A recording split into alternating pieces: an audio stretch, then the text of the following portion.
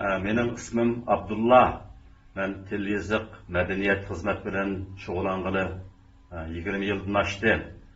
Yakında Pompeo Şinjan'da Uygurlarınki til yazık, medeniyet, örf-adet, kiyim-kechekleri çeklenişleri dep bildirlap, sep-sep taqatqanlığını görüp naytım açığım keldi.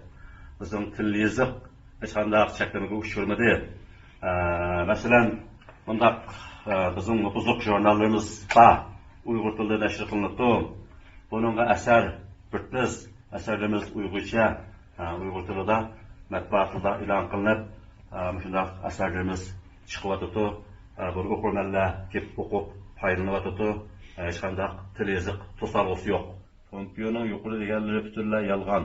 O bir haqiqatni bo'lganlik. Bunun bizdek Şinjan'da doğulup ösken, Şinjan'da çoğumulap, Şinjan'da hizmet vatanla bunu ıslat kıla alayımız. Partiya, hükümet, medeniyet, til yazık işlerini terakki kıldırış, qoğdaş üçün ait köp güç sərf kılıvatıdır.